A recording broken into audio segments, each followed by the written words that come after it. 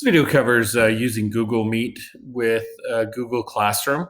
When you are setting up your Google Meets, you want to set them up so that they are either going through the Google Classroom or through a unique Meet code, not your Google Calendar.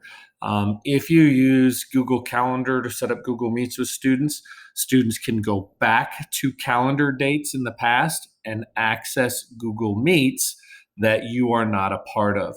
What this does is this creates a unique code for your Google Meet. So we're going to show you how this works.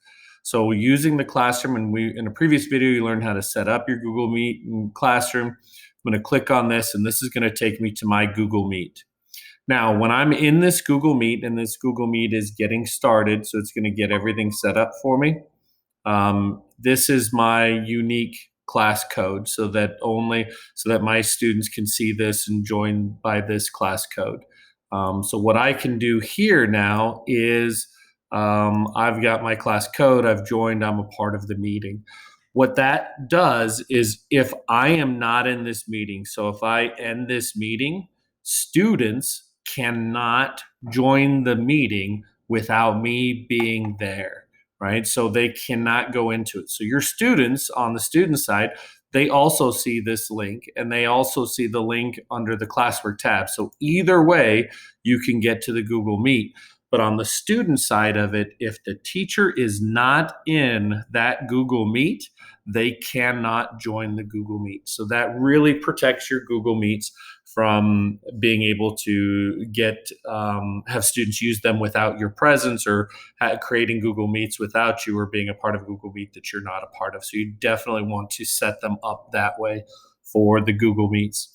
The other way that you can set up or use Google Meets, and really the Classroom is the easiest way to do this, is going through Google Meet. And you can create a Google Meet by either joining or starting a meeting, and you're going to give this a nickname.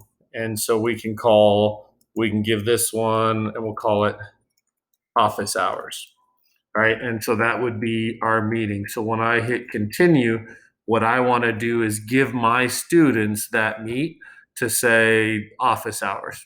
Okay. So if I'm going to join as a student, what I would do is go to that Google Meet link,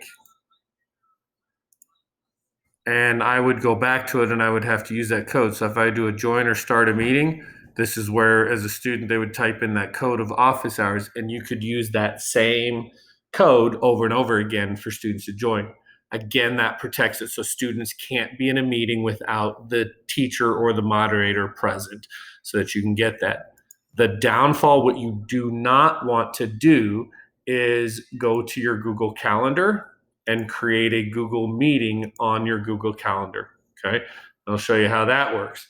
If you go into Google Calendar and you're going to create a Google Meet with teachers and staff and all kinds of other people, that's great. There's no problem at all with that, right? So if we're going to create a meeting for today, I'm going to make a meeting for today. I'm going to add a Google Meet video conference to this, and this could be Meet with Burke. And it's going to be Tuesday, August 11th, and we'll add a time. We'll put this from 4 to 4:30, and we're going to save this. Okay, so now I've got this Meet with Burke. So anybody that gets this that I've invited can join and meet with this link. The problem becomes if I use this for students to meet with the link, students can go back to this after I've left, go back to this Meet with Burke and join this Google Meet link, and they could get into the Google Meet without my being present. So you do not want to use calendar Google Meet links with students.